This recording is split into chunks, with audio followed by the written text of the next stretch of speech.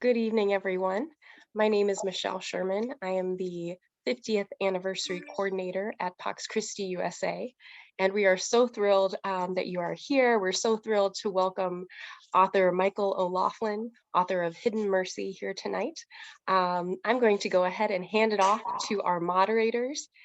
So welcome and thank you for being here.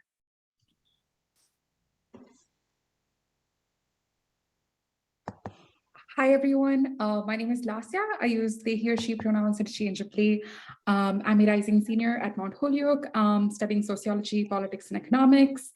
I am passionate about social justice education and interfaith activism, and I'm looking to do work at the intersections of faith and social justice and LGBTQIA inclusion.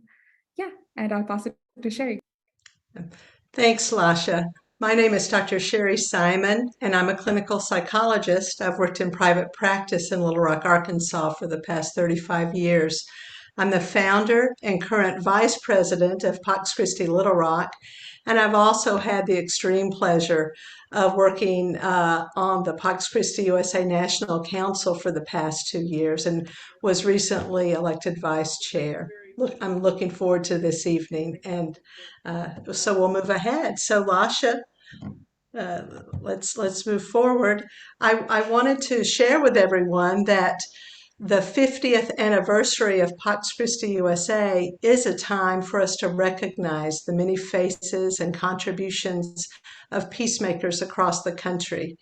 In addition to being focused on putting an end to war and eliminating nuclear arms, Pax Christi has evolved in the understanding of the intersectionality between all forms of discrimination and the presence of violence. We recognize Pax Christi USA's commitment to being an LGBTQ affirming anti-racist movement. This became a focus of the movement when the Pax Christi Anti-Racism Team was founded in 1999. In fact, this webinar this evening is a continuation of the Pax Christi Young Adult Caucus workshop, Being an LGBTQ Inclusive Peace Movement, Past, Present, and Future, at the National Conference last August. In 2020, in preparation for the election, Pax Christi USA wrote a statement of principles, and I'm going to read that statement on LGBTQ plus equality while Michelle posts the link in the chat for everyone to see. The LGBTQ community, especially transgender people, remains one of society's most marginalized populations, a vulnerability which intersecting issues of race, class, residency status, and ability only intensifies. Discrimination based on a person's sexual orientation and/or gender identity remains all too common for LGBTQ people in the United States, who still lack federal non-discrimination protections in areas like housing, social services, and healthcare. LGBTQ people face high levels of violence and experience homelessness at higher rates, in large part due to their exclusion by religious family members. As a community of conscience, we affirm the right of LGBTQ people to equality, which includes an end to criminalization laws, passage of non-discrimination protections, and other laws necessary for legal equality to be realized, and a culture and religious transformation to celebrate every person's sexual orientation and gender identity as being made imago Dei. Lasha? Thank you, Sherry. So I'll quickly introduce our guests for today. Michael J. O'Loughlin is the author of Hidden Mercy, Catholics, AIDS, and the Untold Stories of Compassion in the Face of Fear, which is based on the America podcast series, Plague, the Untold Stories of AIDS and the Catholic Church. The Plague series was honored with awards from the Catholic Press Association, the Religion News Association, and the National LGBT Journalists Association. Mike is also the national correspondent and associate editor at America, the Jesuit Review, and author of The Tweetable Pope, A Spiritual Revolution in 140 Characters.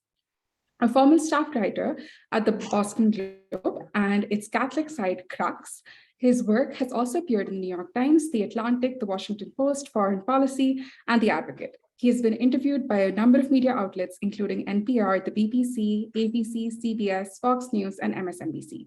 He frequently gives talks on a range of Catholic issues, including at the University of Notre Dame, Boston College, and the University of Seattle. He lives in Chicago. Welcome, Michael. Thank you. Yeah, thanks for having me. It's always nice to be with Catholic groups that are filled with energy and optimism and really trying to do good work. So I appreciate the chance to spend some time with you tonight, and congratulations on the 50th anniversary.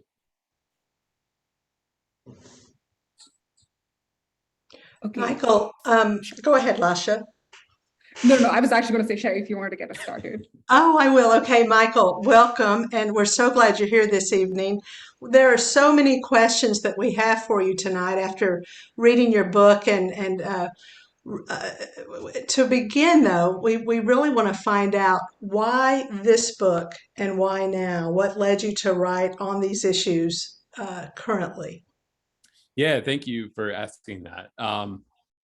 I like to begin these conversations with that question because the subject doesn't kind of lend itself naturally to me, someone born in the mid 1980s who doesn't remember much of the height of the HIV and AIDS crisis in the United States firsthand. So generally we date that from about 1981 to 1996. So by the time I kind of remember what was happening in the news and current events, society had in many ways moved on from HIV and AIDS, which was a good thing in some ways because pharmaceutical advances meant that HIV was no longer a terminal diagnosis, but an unfortunate reality in many ways because it's still very much a public health crisis that affects particularly vulnerable communities, communities of color especially. So for me, it wasn't a natural subject because I didn't know anything about it firsthand, but I was drawn into wanting to learn more about the HIV and AIDS crisis in the United States because of a conversation I had with a priest friend who is a couple decades older than me. And we were chatting one night. I had been writing a lot about LGBT issues in the Catholic Church in my job as a reporter. This was in 2014, 2015 or so. And a lot of the topics I was covering were about the debates over same-sex marriage, advances for LGBT people when it comes to civil rights. And I was tasked with getting the kind of Catholic opinion on this. What are bishops saying? What do Catholics in the pews think? And it was very interesting work. There was always a lot to write about. But for me as a gay Catholic myself, it was somewhat challenging. I had these questions about what does it mean to be a member of the LGBT community and belong to an institution that isn't always welcoming. So I was sort of unloading on my priest friend a little bit and telling him some of these challenges I had and sort of saying that it felt like I was the only person to ever have this difficulty. And I think he laughed a little bit inside because of course that's not true. And him having more experience in life than I do gave him greater insight into kind of the history of what was happening. So he told me this quick story about how when he was a young priest, he had been working on a college campus and he was working with a group of LGBT students who felt like they had nowhere on campus where they could meet and support each other and just generally be around each other in a safe space. So he offered the group the use of the Catholic Student Center and said, this will be available for you. The group met, it was going well, but then my friend's bishop called him in and asked him if he would stop allowing the group to use the space because the bishop was afraid that it looked like the church was supporting the gay rights movement. So my friend is pretty quick on his feet and he thought for a second and said, well, actually what we're doing is pro-life work because this community in the 1990s was being affected by the HIV and AIDS crisis. People were afraid for their lives. And the bishop relented. He felt kind of trapped. So my friend was smart to play to his pro-life sympathies. So it was one small story, admittedly, of a Catholic leader who I know personally, who stood with the LGBT community during a very difficult time in history. And that meant a lot to me. So my friend, he encouraged me to explore this time in history more because he knew about LGBT Catholics who were fighting for their lives during HIV and AIDS crisis. He also knew about priests and sisters and other lay people who were involved in the frontline work when it came to HIV and AIDS. So for the next several years, I interviewed dozens of people who were involved in this kind of ministry and took away stories of hope and inspiration of Catholics who were motivated by the gospel to do the right thing and stand by the community in need. Thank you so much for that. So almost adding on to that a little, our next question, could you please describe the period you cover in the book for those who may not be familiar with it?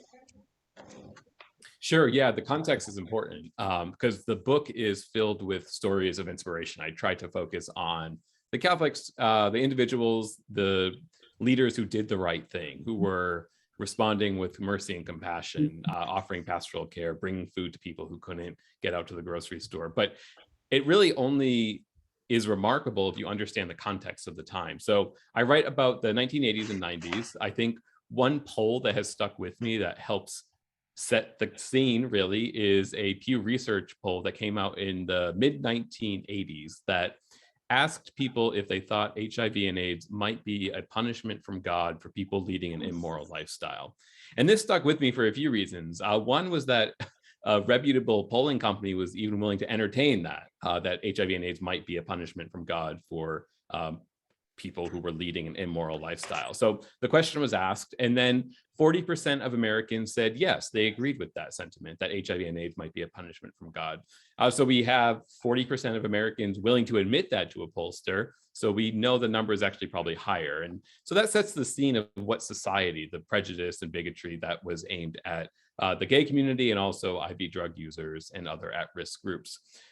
The Catholic Church also was playing a role in fueling some of this bigotry and homophobia. You had Catholic leaders around the country who were fighting LGBT civil rights laws.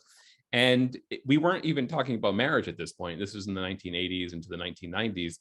What we're really talking about is protections from job discrimination, housing discrimination, healthcare discrimination. And there was this phenomenon happening where young gay men would become sick and their insurance company could drop them.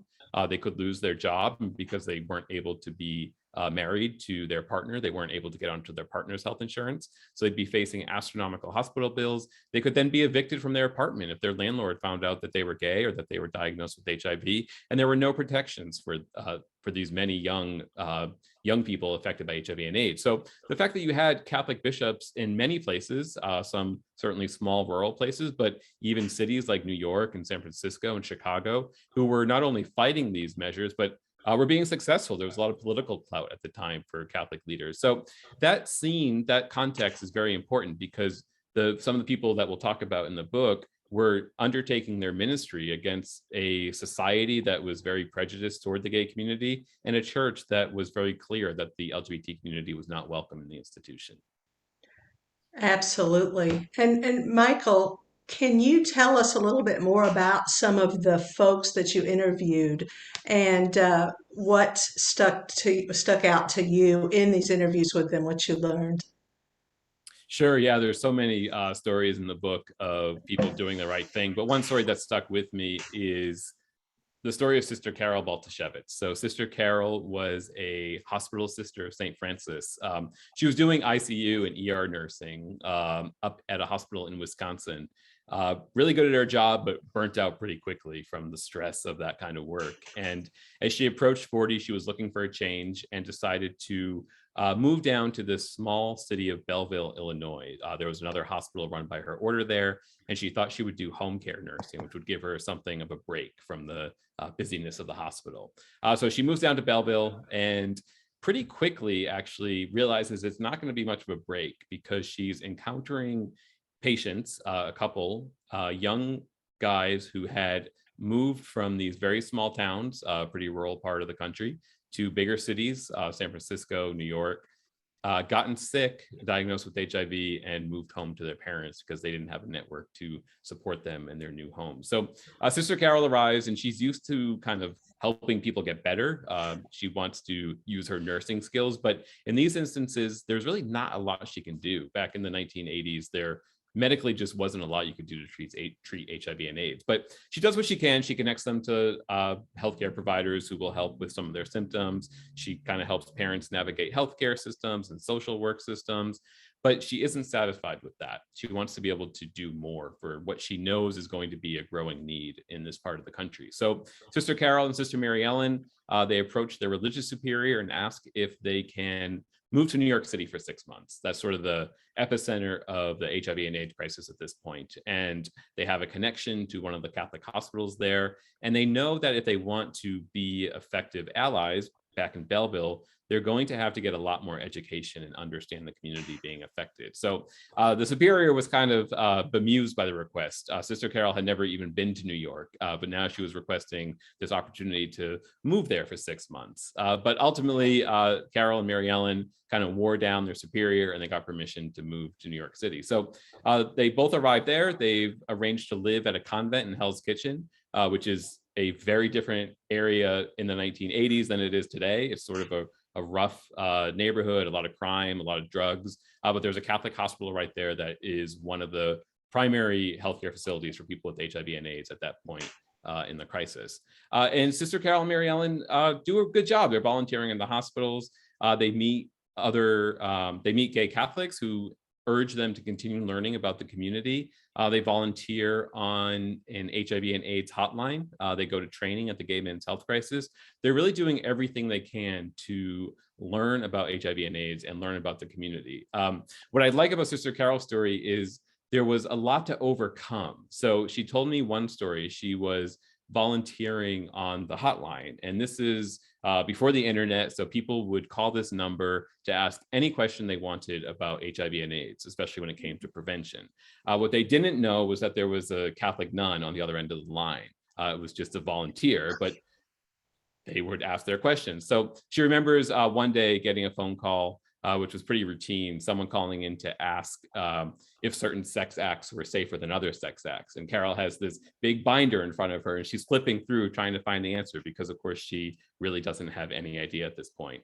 So there were some moments like that where it was just a real culture clash. And she actually questions like, does this work? Am I going to be able to understand this community whose experience is so different from my own? But ultimately, she decides to stay and stick it out and adopts a posture of listening, which is very different from what we saw other church leaders doing. Rather than being out there and hammering away the church's moral teachings, traditional sexual teaching, she decides to listen to a community in need. And she pinpoints this precise moment where she didn't understand the love between two men or two women, but she did understand love between two people. And she was able to overcome that initial doubt about how she might relate to this community by recognizing that love was possible between two people, even if she didn't understand it. And she told me that after she moved back to Belleville and opens what becomes one of the largest HIV and AIDS resource centers in this part of the country, really blossoms into an advocate for the gay community.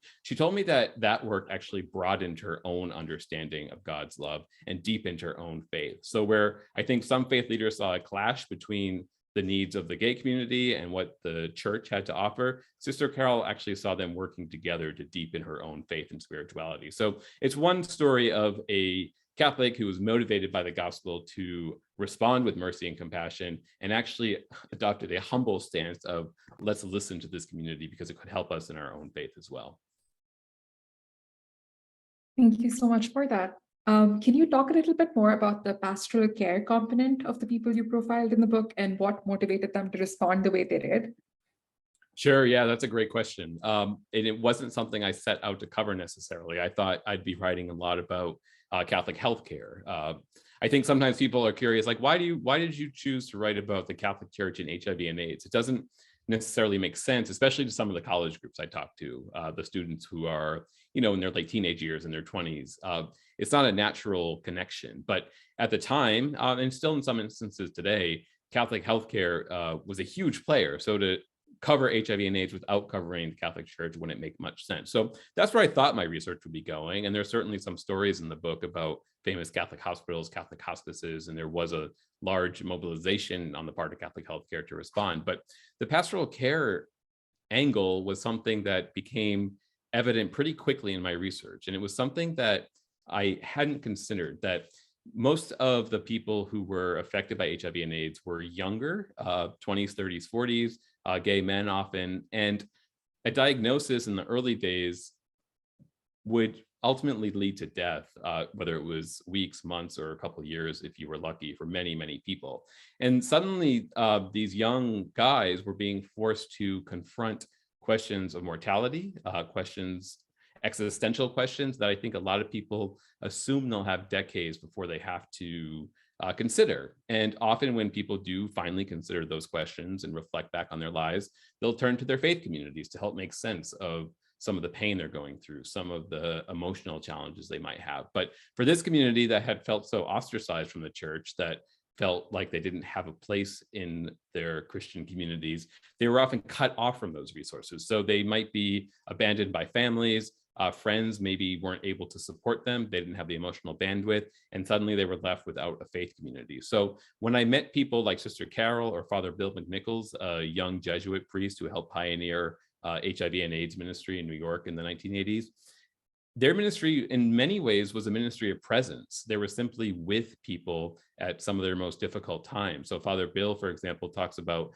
being in an apartment of a young man dying from AIDS and seeing the only people who were visiting him were his partner and his mother. And it was a very isolating experience. And this young man didn't have much connection to the outside world. So Bill was able to be a little bit of a bridge to help this small community of 3 people feel like they at least had someone from the outside who was willing to spend time with them. So a community of presence, a pastoral response, providing something that a lot of people take for granted but wasn't available to this community in need, became a theme that shows up again and again in the book.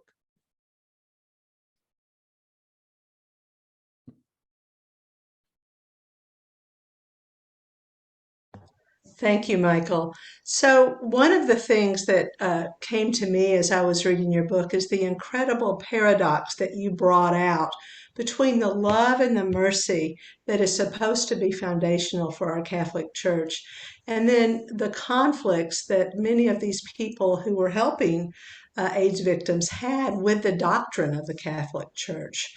Could you talk some about that? Yeah, this was an interesting realization I had, I guess, or a question that I still grapple with, something I haven't quite figured out. But I'm struck that there's this one faith that we have, this one set of beliefs, the gospel that we draw inspiration from, but it prompted people to respond in very different ways to this one crisis. So on the one hand, you had some of the church leaders I was talking about.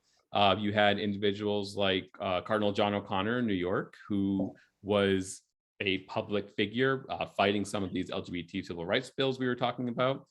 Someone who was appointed to the White House's AIDS Commission, but drew a very hardline stance when it came to the church's moral teaching around sexuality. So one of the earliest and most effective public health tools when it came to fighting the spread of HIV was promoting the use of condoms so that the virus would not be spread. But you had people, including Cardinal O'Connor, fighting back against that and saying the church could never allow the use of artificial contraception, even if its intended result was fighting the spread of infection. You had him going so far as to actually try to undermine some of those public health campaigns by suggesting that using condoms was not effective against HIV. On the other hand, he did devote money to Catholic hospitals. He is said to have visited people with HIV and AIDS in those hospitals. So a torn response in some ways, but very clear that his job, he said, was to present church teaching in the public square. And even if that meant offending some groups at the time who already felt somewhat marginalized, that's what he saw his role as.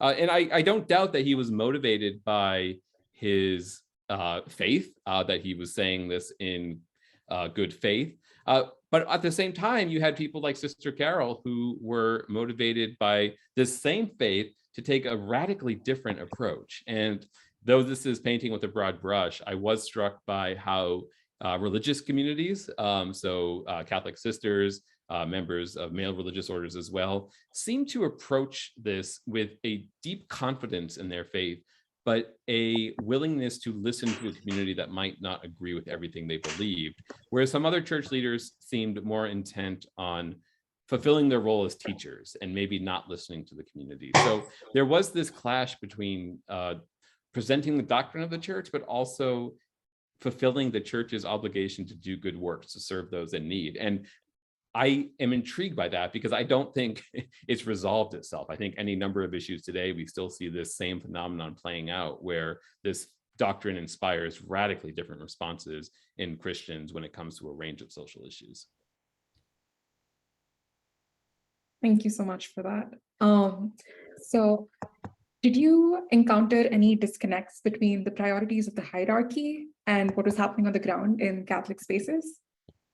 Oh yeah, tons, tons and tons. So there's this chapter in the book which gets a little bit into the weeds about what U.S. bishops were doing at the time, and it goes back to that issue I talked about around the use of condoms to fight the spread of HIV. So there was actually this real openness among some bishops to at least partner with organizations that were promoting the use of condoms, because the church saw in its healthcare network and its schools network the possibility of being a good partner, even if they couldn't support every initiative of these different nonprofits, these different NGOs that were fighting HIV and AIDS at the time. And you actually had the bishops pass a document in the 1980s that almost opened the door to saying that maybe using condoms to fight the spread of HIV would be morally acceptable. But that set off a big fight. There was a group of conservative bishops led by Cardinal O'Connor who said, no, the church has to remain firm in its opposition to artificial contraception. And they actually went all the way to the Vatican, which hadn't really weighed in at this point, and said, we need you to intervene because US bishops are not upholding church teaching around this difficult issue. So the Vatican actually did intervene and encourage the bishops to retract that paper and issue a new document which would more clearly lay out the church's ban on contraception. There was something of a compromise in the end where the original paper was not retracted, but a new paper came out that did toe the line much more closely on these issues. So that was playing out for a number of years. There was a couple of years in between the first paper and the second paper. And it's what bishops were talking about at their meetings. When you read the news accounts around what was happening at this time, there was certainly energy around nuclear weapons and the economy, but in this realm, this was the debate that was taking place with Catholic bishops.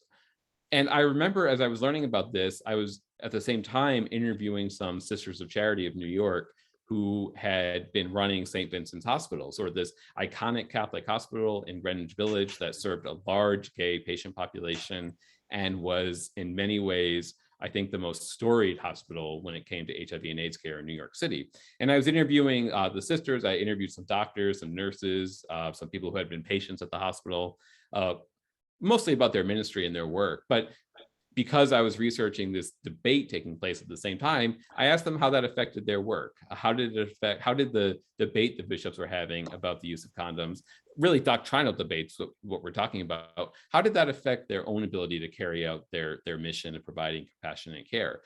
And almost to a T, no one had any idea what I was talking about.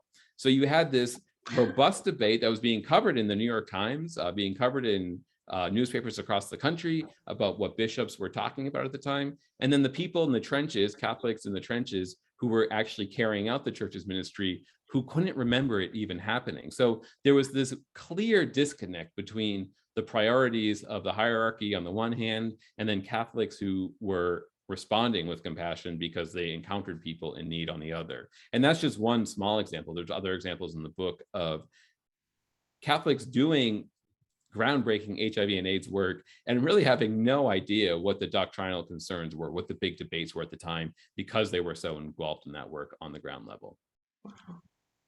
Thank you, Michael, for really explaining that sort of maelstrom that I have to feel you found yourself in the middle of while you were doing the interviews for this book. I'm going to step out on a limb and ask you a personal question in the midst of this, because you were very vulnerable in your book about how doing this interview process affected you. And I was wondering if you would be willing to share a little bit about that with all of us, what the impact on you of interviewing these folks. Sure, yeah. And that vulnerability is owed to an editor who read an early version of it and said, you need to explain why you're writing this book. Like, these stories are good, but I still don't have a connection with the narrator. Like, what is the point of this book? So she really pushed me, and I think it paid off in the end, because it's not a style of writing that comes naturally to me as a reporter. But there was something there. When I began this project, I write in the book that I called Sister Carol. She was one of the first people I interviewed for the project after I found a small article about her in the archives of the National Catholic AIDS Network here in Chicago. And I explained a little bit of the project to her, but she wanted to know like why I was doing this. And I had to muster up the courage to tell her that I'm gay and Catholic, and then I wanted to learn more about this history because I felt like if I had a grasp on this history, I hoped I wouldn't feel as isolated as I did. And it feels silly now, a year after the book is out, and I came out as gay in the New York Times in an essay about the book, like that I still was having trouble with this a few years ago, but in many ways I still do.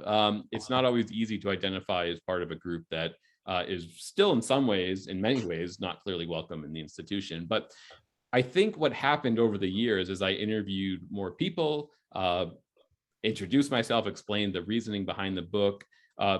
I was able to forge deeper connections with people. That was one good thing, sort of showing them my cards, and that allowed them to be more vulnerable with me as I was asking them to share some deeply personal stories. But also, what I discovered was learning this history really did make me feel less isolated. One of the lessons that I took away was anytime there's a welcoming space in the Catholic Church, and it can be for LGBT people, that's sort of how I approach the subject, but any space that feels welcoming to anyone who hasn't always felt welcome by the institution, that's can't be taken for granted. I think often we encounter these spaces and just assume that's how they are. That's what the community believes, whether it's a parish or a group like Pax Christi. What I learned through these interviews was that there were ordinary people who for generations have been fighting to create these spaces and sustain these spaces. And it was a challenge to me that younger people have to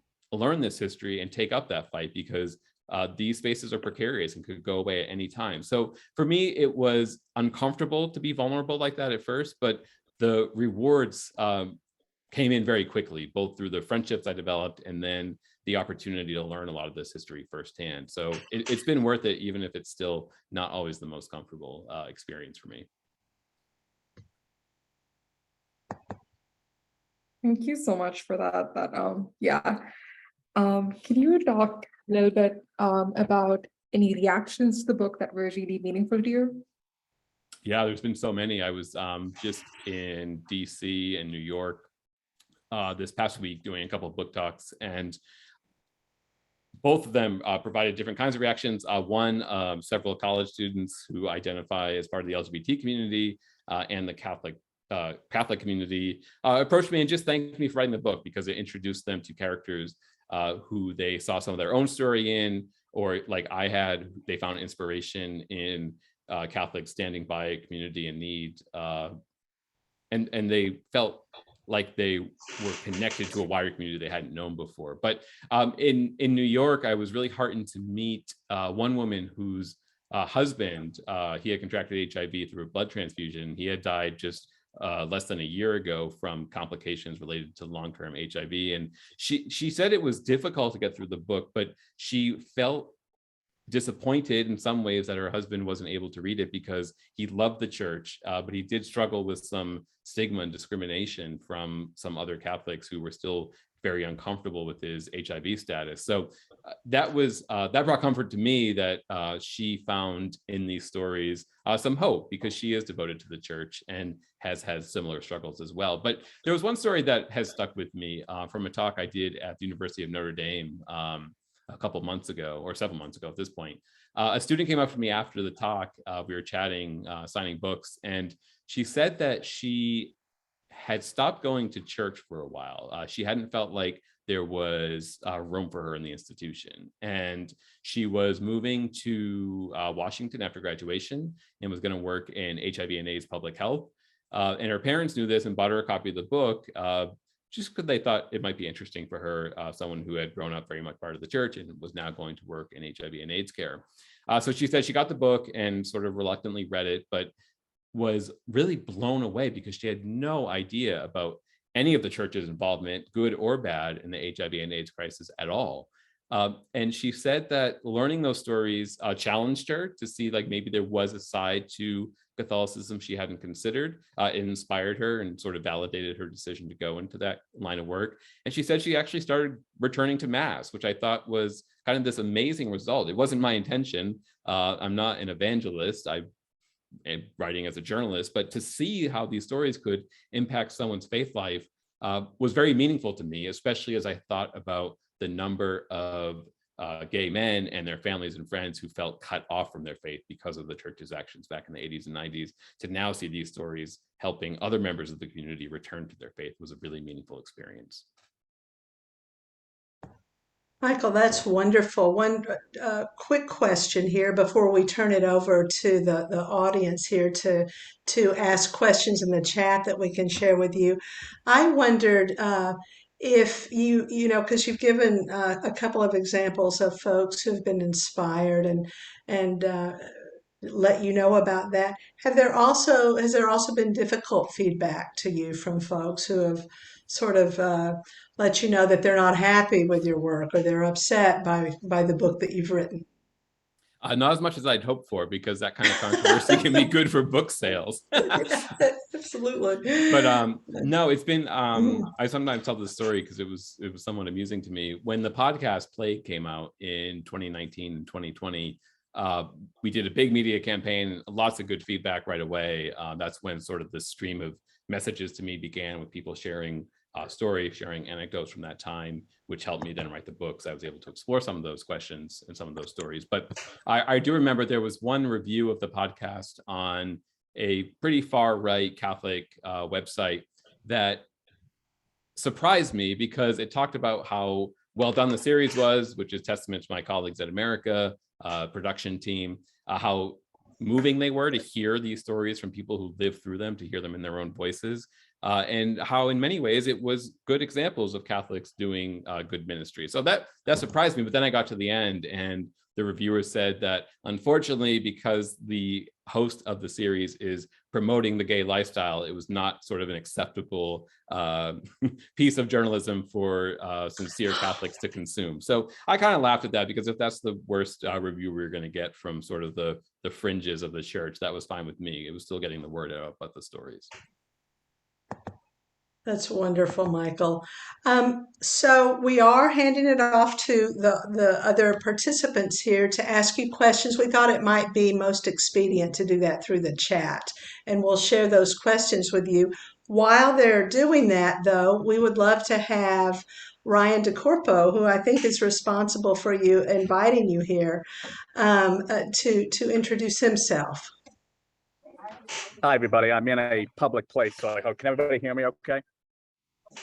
Okay, great. My name is Ryan DeCorpo, and I'm the managing editor of Outreach, which is a new news and opinion site for LGBTQ Catholics that was begun by Father James Martin as part of America. We started operations in May, and we had a conference in June that was attended by about 213 people. That went very well.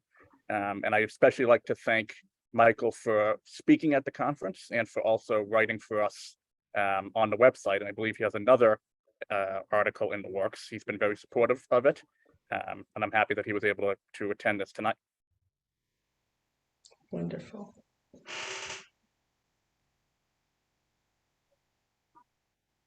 And we would very much like folks, if you have any questions of Michael, to go ahead and include those in the chat, and we can read those. So, Michael, I'm imagining that you're staying very busy these days with your the different interviews that you're being asked to do. Is that right? Are you doing a lot of travel? Yes, lots of travel. But first, let me thank Ryan for inviting me to this tonight. And also let me plug Outreach as well, because there are pieces I've written, but I think more impressively, there's some great biblical resources there that can kind of help dispel some homophobic interpretations of different biblical passages. There's also a great essay from Father Bill McNichols, who I talked about earlier, who gets into some of his own biography a little bit. So if you've had a chance to read the book and want to know more of Father Bill's thoughts on his own ministry, both in HIV and AIDS, but also as an artist, you can head over to Outreach and check that out. And just a wealth of information when it comes to questions about the LGBT community and the Catholic Church. It's a great resource that Ryan is doing a wonderful job managing. So there's your plug. Better plug than I gave, so there you go.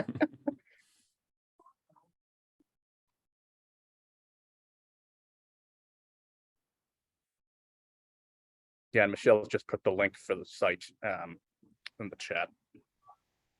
Thank you, Michelle. I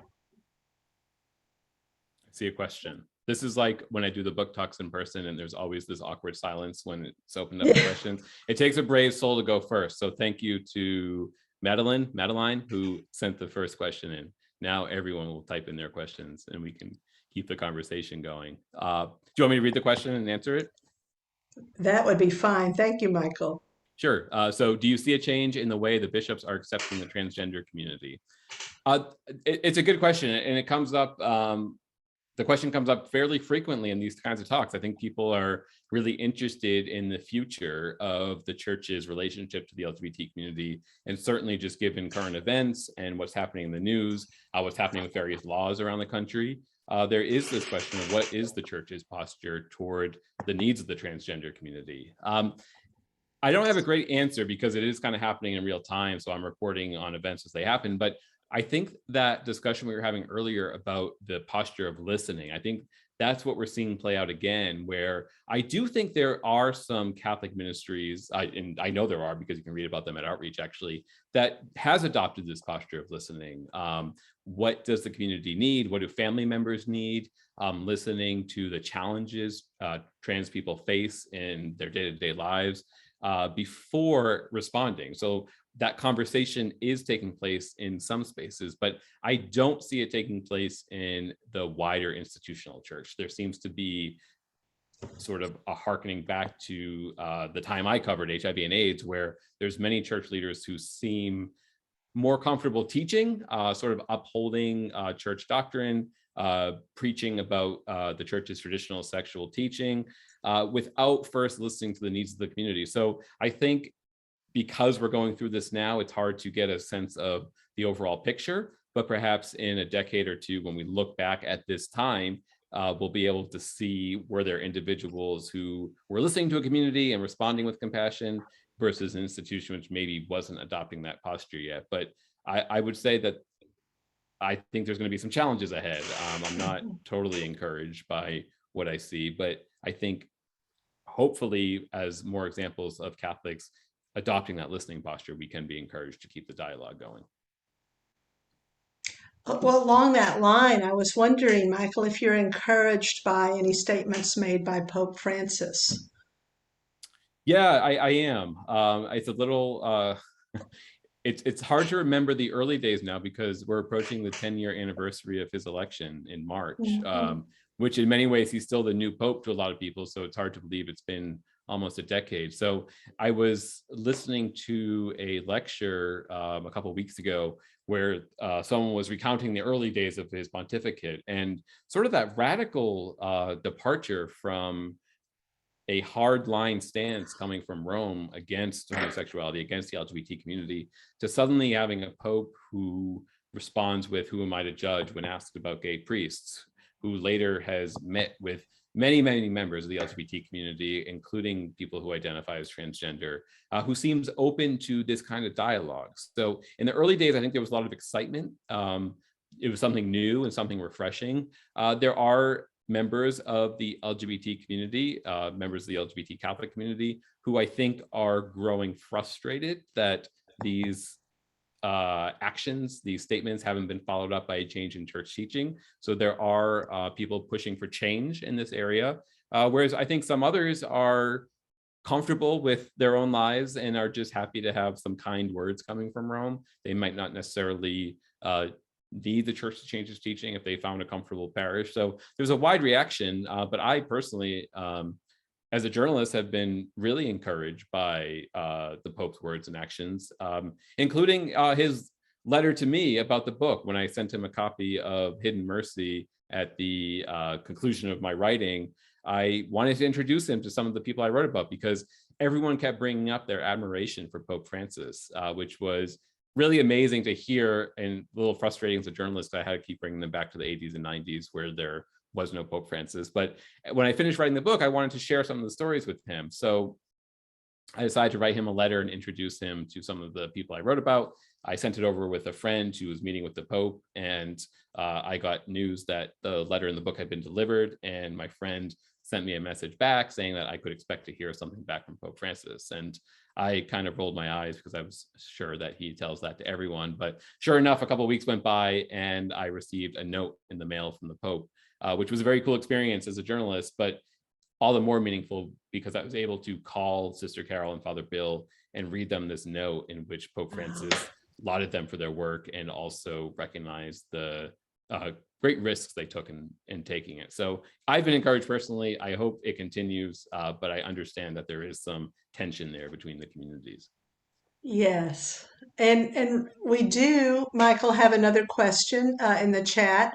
Are teachers who are part of the LGBTQ community allowed to teach in Catholic schools if they come out? It's a good question. It's all over the place. One of the sort of unfortunate recurring stories I seem to be writing year after year involve employees of Catholic schools who are fired once they, usually once they come out as being married to someone of the same sex. That seems to be a line that many church leaders aren't willing to entertain. So there is an interesting story playing out right now where there was a Jesuit school in Indiana that stood by a teacher who came out as gay and was married to a partner. The archdiocese asked the Jesuits to fire that teacher, and the school refused. And it's currently playing out in an appeals process right now. But the sort of short answer is there's no national policy. There's not even diocesan policies in many instances. So it's very much a case-by-case basis, but there's a lot of fear among LGBT people who work in Catholic school systems. I think that it's an area that remains a very dangerous place for people when it comes to employment if they want to come out publicly. Yes, I just want to say several years ago here in Little Rock, we had a teacher fired at a high school, a Catholic high school. And the beautiful end of the story is 2 years later, she ended up becoming a state representative. And so she's very active in the LGBTQ issues. And so it's interesting how that kind of thing happens. But yes, it can be very, very difficult for folks in these Catholic schools when they do come out. And we have experienced that here. Okay. Any other questions before we move on? Okay. So I think we have 2 more questions in the chat, but I don't know where we're at on time. So Michael, actually, if you want to go ahead and either pick one and answer it, or yeah, whatever you prefer. Sure, I think I'll do both real quick.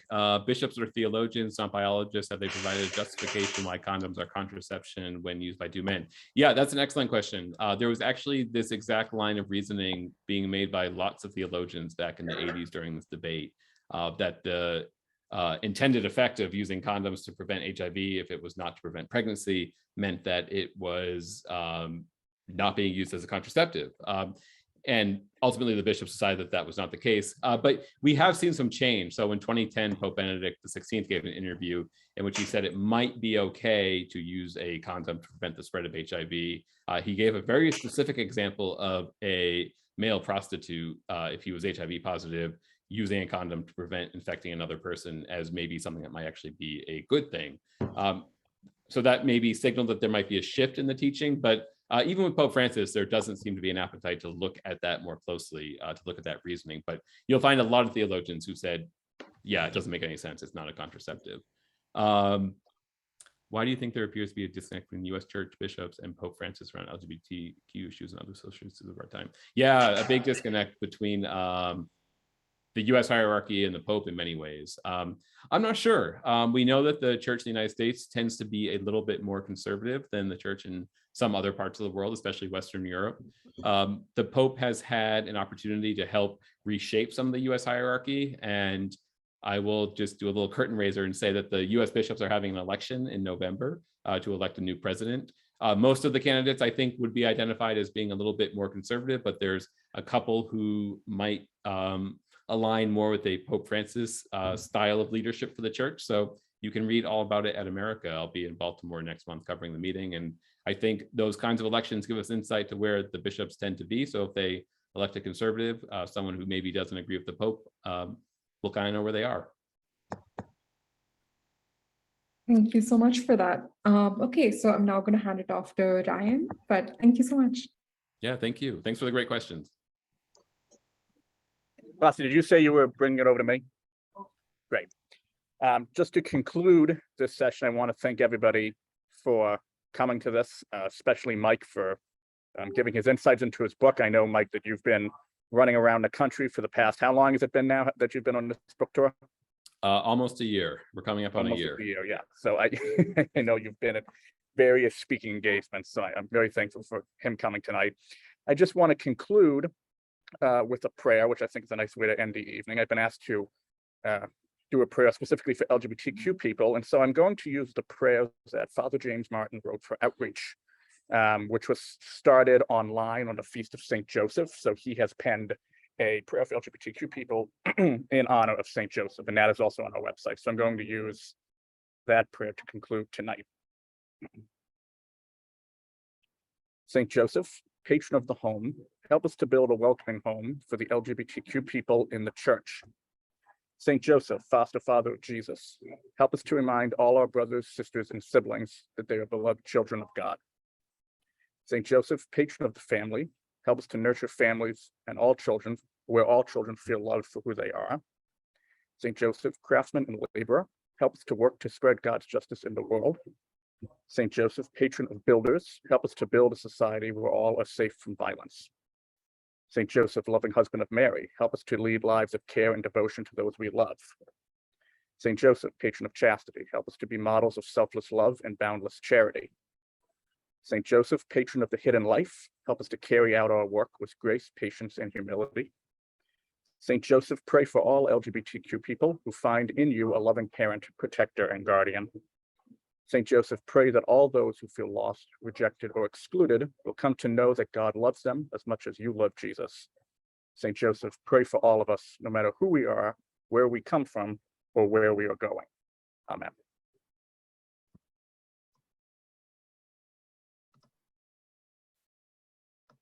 Amen.